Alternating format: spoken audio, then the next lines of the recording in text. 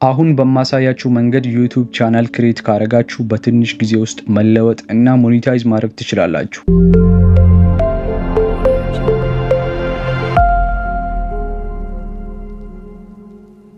ሁሉንም ነገር ያሟላ በትክክል መንገድ የዩቲዩብ ቻናል ክሬት እንደምታደርጉ አሳያችኋለሁ።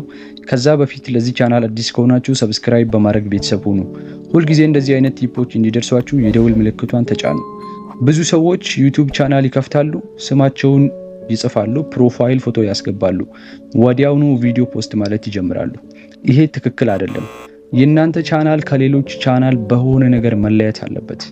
ቻናላችሁን በአጭር ጊዜ ውስጥ ለመቀየር ወይም ሞኔታይዝ ለማድረግ ይሄ ብቻ በቂ እንዳልሆነ መረዳት አለባችሁ። ዩቲዩብ ቻናል ከከፈታችሁ በኋላ የእናንተ የዩቲዩብ ቻናል ከሌሎች ቻናሎች ለየት ማለት አለበት፣ ግዴታ ነው። ምክንያቱም አንድ ሰው የእናንተ ቻናል ውስጥ ከገባ በምንድን ነው ሊያስታውሳችሁ የሚችለው?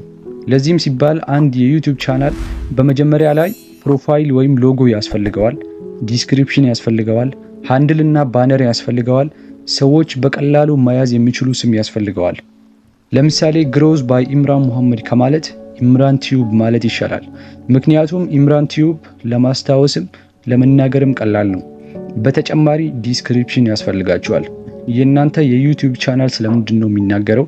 ስለምንድን ነው ሰዎችን የሚያስተምረው? ለሰዎች ምን ያቀርባል የሚለውም በዲስክሪፕሽን መግለጽ አለባችሁ። ስለ መኒ ሊሆን ይችላል፣ ስለ ዩቲዩብ ግሮዝ ሊሆን ይችላል፣ ዋትኤቨር በዲስክሪፕሽን እና በባነር መግለጽ አለባችሁ። በቀጣይ እንዴት ዩቲዩብ ቻናል ክሬት እንደምታደርጉ አሳያችኋለሁ። ዩቲዩብ አፕ ትከፍታላችሁ። ከስር በግራ በኩል ዩ የምትለዋ አለች፣ እሷን ትነካላችሁ። ከላይ በኩል ክሬት ቻናል የሚለውን ትነካላችሁ። ፒክቸር በሚለው ቦታ ላይ ሎጎ ወይም ፕሮፋይል ፎቶ ታስገባላችሁ። ኔም የሚለው ላይ ቅድም እንደነገርኳችሁ አጭር እና በቀላሉ ሰዎች የሚያስታውሱ ስም ታስገባላችሁ። ሃንድል ላይ ዩዘር ኔም ታስገባላችሁ። ለምሳሌ @imran tube። አሁን የቀረን ዲስክሪፕሽን ነው። ዩዘር ኔም ካስገባችሁ በኋላ ወደ ላይ ስክሮል ታረጉና ዲስክሪፕሽን የሚለውን ቦታ ትነካላችሁ። ሁላችሁም የዩቲዩብ ቻናሌን ይገልጻል የምትለዋን ሐሳብ ትጽፋላችሁ። ከጻፋችሁ በኋላ ደን የሚለውን ትነካላችሁ። ከላይ በኩል ሴቭ የሚለውን ክሊክ ስታደርጉ የጻፋችሁት ዲስክሪፕሽን ሴቭ ይሆንላችኋል።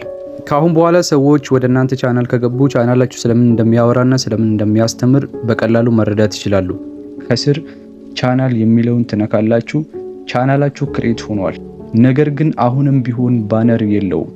ባነር ለማስገባት ወደ ቻናላችሁ ትሄዱና ቪው ቻናል የሚለውን ትነካላችሁ።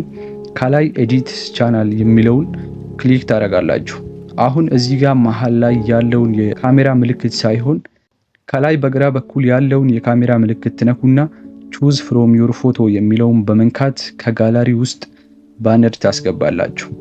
አሁን የእናንተ የዩቲዩብ ቻናል ሁሉንም ነገር አሟልቷል።